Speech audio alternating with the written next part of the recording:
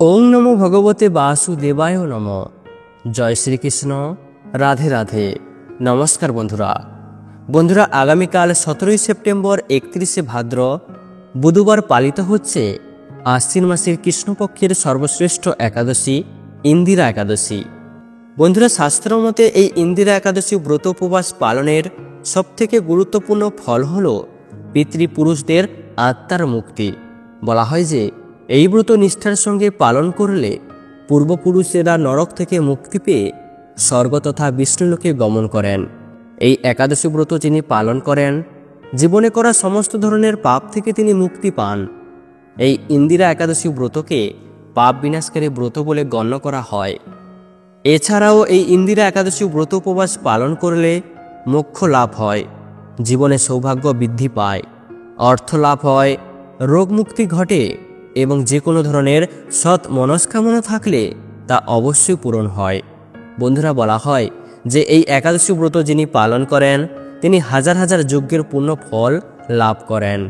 যদি কোনো পূর্বপুরুষ কোনো একাদশী ব্রত ভঙ্গ করে থাকেন তবে তাদের হয়ে এই ইন্দিরা একাদশী ব্রত পালন করলে সেই ভুলের প্রায়শ্চিত্ত হয়। তাই বন্ধুরা, এই দিনে আপনারা ভুল করেও খাবেন না এই 4টি সবজি, না হলে আপনারা সারা বছর রোগ ব্যাধি জ্বালা যন্ত্রণায় অর্থকষ্টে ভুগবেন।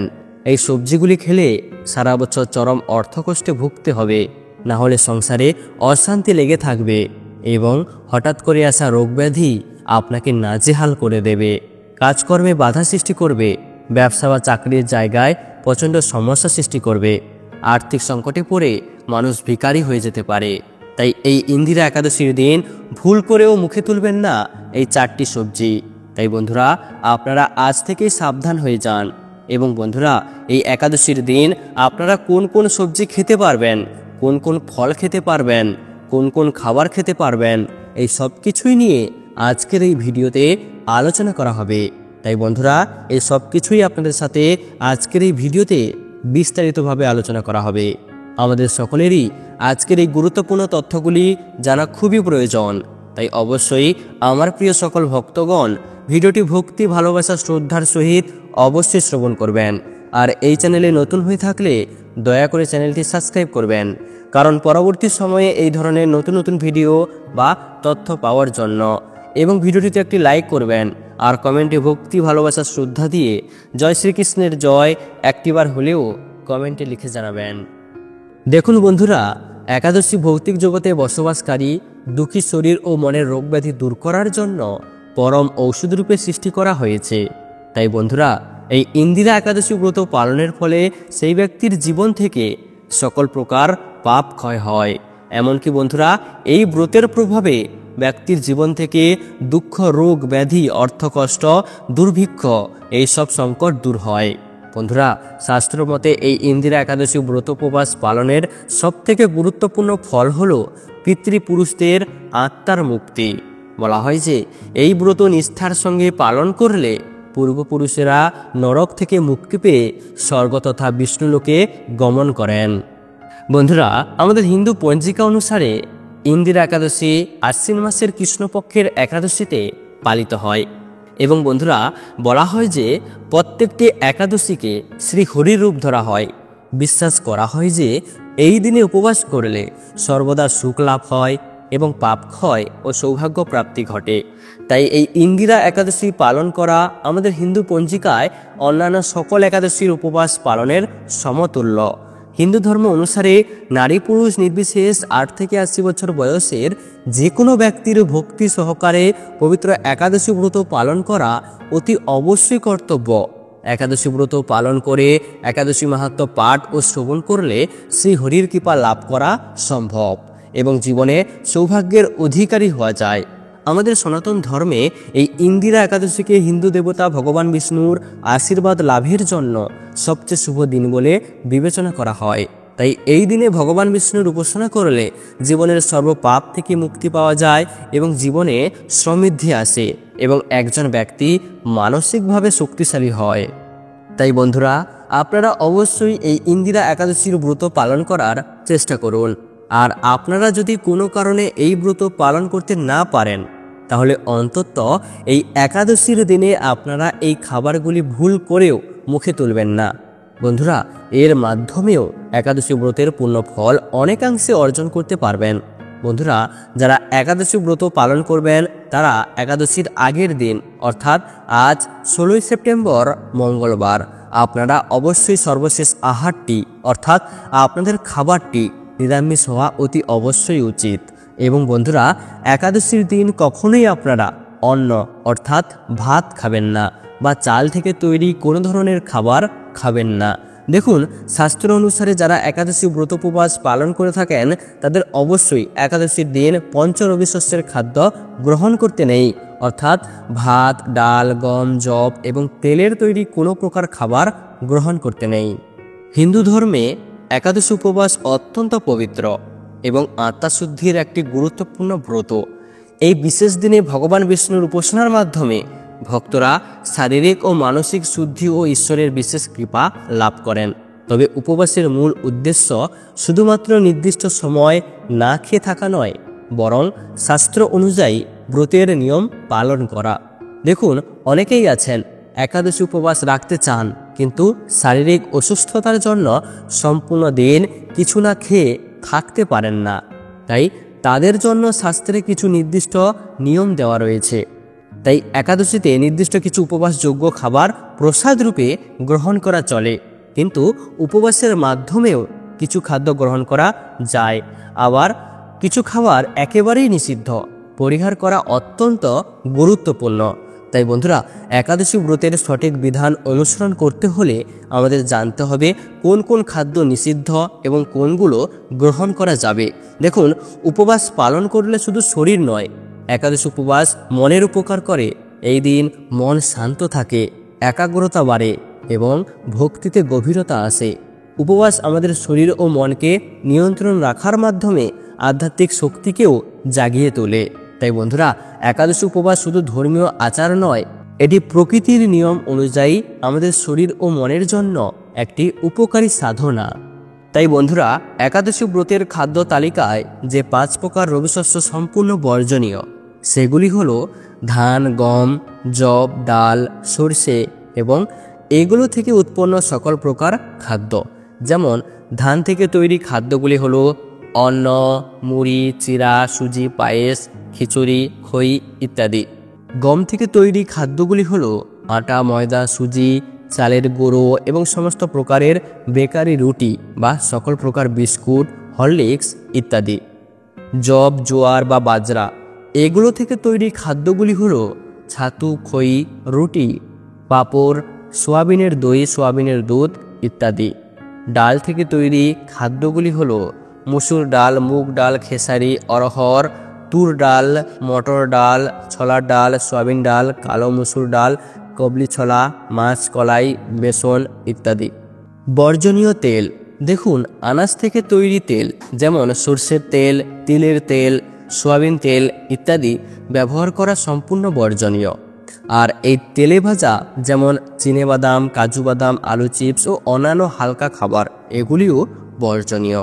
দেখুন বন্ধুরা, এই পঞ্চরবি শস্যের যে কোনো একটি খাদ্য যদি আপনি এই একাদশী ব্রত পালন করে ওই ব্রতের দিন খান তাহলে আপনার ওই একাদশী ব্রত নষ্ট হয়ে যাবে। বন্ধুরা, যে কোনো প্রকার নেশাজাতীয় দ্রব্য যেমন চা, বিড়ি, সিগারেট, পান, কফি এবং যে কোনো ধরনের নেশাজাতীয় দ্রব্য এই একাদশীর দিন অতি অবশ্যই বর্জনীয়। বন্ধুরা, এবার জেনে নিন যে একাদশীতে কোন কোন সবজি খাওয়া নিষিদ্ধ। নাম্বার 1, টমেটো, বেগুন, বাঁধাকপি, সিমলা, মির্চা, মটর, সব ধরনের সিম আর রাজমা ইত্যাদি এবং এইসব থেকে বানানো পদার্থ। নাম্বার 2, করলা, লাউ, পটল, বরবটি, সিম, ঢেঁড়স ইত্যাদি। নাম্বার 3, পাতা জাতীয় সবজি যেমন পুঁই শাক, পালং শাক, লাল শাক, কুমড়ো শাক, নোটে শাক, সজনে শাক, কুমড়ো শাক, লাউ শাক, ক্যারি পাতা, নিম পাতা, বাঁধাকপি ইত্যাদি। বন্ধুরা, এই সবজিগুলি একাদশীর দিন খাওয়া অবশ্যই বর্জনীয়। বন্ধুরা, এবার জেনে নিন যে একাদশীতে কোন কোন সবজি খাওয়া যায়। গোল আলু, মিষ্টি আলু, চাল কুমড়ো, পেঁপে, ফুলকপি, কুমড়ো, শশা এইসব সবজিগুলি একাদশী ব্রত পালনকারীরা বিশুদ্ধ ঘি দিয়ে রান্না করে প্রথমে শ্রী হরিকে উৎসর্গ করে তারপর প্রসাদ রূপে গ্রহণ করতে পারেন। বন্ধুরা, এরই সাথে জেনে নিন যে একাদশীতে কোন কোন মশলা খাওয়া যায়। গোলমরিচ, আদা, সৈন্ধব লবণ, কাঁচা হলুদ, দেশি ঘি, দেশি গরুর দুধ থেকে তৈরি মাখন থেকে বানানো শুদ্ধ ঘি, বাদাম তেল, নারকেল তেল, চিনির বদলে গুড় প্রয়োগ করা সব থেকে ভালো। তো বন্ধুরা, আপনারা অবশ্যই এই খাবারের নিয়মগুলি একাদশীর দিন মেনে চলবেন। এতে আপনারা আপনাদের জীবনে ভগবান শ্রী হরিবিষ্ণুর আশীর্বাদ অবশ্যই লাভ করবেন।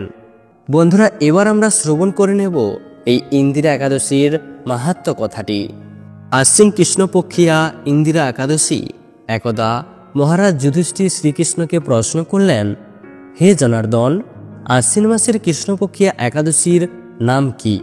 তদু উড়ে শ্রীকৃষ্ণ বললেন, হে ধর্মরাজ, এই একাদশীর নাম ইন্দিরা। ইহা পালনে পাপরাশি বিনষ্ট হয়, নিয়য়গামী পিতৃপুরুষগণের ঊর্ধ্বগতি লাভ হয়। সত্যযুগে মাহেশমতি নামে নগরে শত্রু দমনকারী প্রতাপশালী ইন্দ্রসেন নামে এক রাজা ছিলেন। তিনি পৌত্রপুত্র সমন্বিত বিশাল রাজ্যের প্রজাদের নিয়ে রাজত্ব করার সত্ত্বেও ভগবত ভক্তি থেকে কিছুতেই বিচলিত হননি। শ্রী হরির সেবা, হরি পূজন, ভক্ত সঙ্গে বাস, ভগবত ভক্তজনে তৎপরতাই ছিল তার জীবনের প্রধান লক্ষ্য। একদা দেবশ্রী নারদ আকাশমার্গে ভ্রমণ করতে করতে রাজার রাজসভায় প্রবেশ করলেন। রাজা দেবশ্রীকে দর্শন করে করজোড়ে দণ্ডায়মান হয়ে দাণ্ডব প্রাণতি জ্ঞানপনপূর্বক যথাবিহিত পাদ্য অর্ঘাদি দ্বারা পূজা করলেন। হে রাজন, আপনার রাজ্যের সকলে কুশলে আছেন তো? আপনি সুবুদ্ধি সমেত সুপ্রতিষ্ঠিত হয়ে চলছেন তো? বিষ্ণু ভক্তিতে তৎপর হয়ে চলছেন তো? রাজা বললেন, হে দেবশ্রী, আপনার অনুগ্রহে আমরা সর্বত্রই কুশল। আপনার দর্শনে আমি সর্বত্রই কৃতার্থ। আমার জীবন ধন্য হলো। আমার সকল যাগযজ্ঞ ও সফল হয়েছে। আপনি কৃপাপূর্বক কি নিমিত্তে এসেছেন আমার জানতে বড় ইচ্ছে হয়। রাজার এই বিনয় বাক্য শ্রবণ করে দেবশ্রী নারদ বললেন, হে রাজন, আমি আশ্চর্যজনক কথা বলছি, শ্রবণ করো। আমি ব্রহ্মলোক থেকে বিনাযন্ত্রে কৃষ্ণ গুণগান করতে করতে জমপুরীতে গিয়েছিলাম। যমরাজ আমাকে দেখে ভক্তিযুক্তভাবে আমার পূজা বিধান করলে আমি জমপুরীটা ঘুরতে ঘুরতে দেখতে পেলাম তোমার পিতাকে। তিনি আমায় বললেন, হে দেবশ্রী, হে মাহেশমতিপুরের ইন্দ্রসেন আমার পুত্র। পুত্রকে বলবেন, তোমার পিতা ব্রতভঙ্গ অপরাধের জন্য জমালয়ে কষ্ট পাচ্ছেন। সে যেন আমার ঊর্ধ্বগতির জন্য ইন্দিরা একাদশী পালন করে, তাহলে তার পুণ্য প্রভাবে আমার মঙ্গল হবে। তখন রাজা বললেন, হে মহিষে, কৃপাপূর্বক আপনি আমাকে এই ব্রত মহিমা বলুন। শ্রী নারদ বললেন, আশ্বিন মাসের কৃষ্ণপক্ষের দশমীর দিন প্রাতঃ স্নান করে শ্রাদ্ধ সহকারে পিতৃপুরুষের শ্রাদ্ধ করতে হয়। দিবসে একবার মাত্র প্রসাদ সেবন, রাত্রিতে ভূমিতে শয়ন ও উপবাস করতে হয়। পরদিন একাদশীর বাসরে প্রাতঃ স্নান, ভগবান শ্রীহরির পূজা, সাধুসঙ্গে ভগবত গুণাখ্যানাদি শ্রবণ কীর্তন, সম্পূর্ণরূপে আত্ম ইন্দ্রিয় প্রীতিবাঞ্ছা পরিত্যাগপূর্বক উপবাস করতে হয়। সন্ধ্যাকালে শ্রী হরিষিকেশের পূজান্তে তন্ন নাম শ্রবণ কীর্তন স্মরণ মুখে রাত্রে জাগরণ করতে হবে। দ্বাদশী দিবসে শ্রীহরির পূজা, ভোগরাগ নৈবেদ্য সমর্পণপূর্বক নৈষ্কৃষ্টক ব্রাহ্মণ সাধু বৈষ্ণব সেবন অন্তে পালন করতে হয়।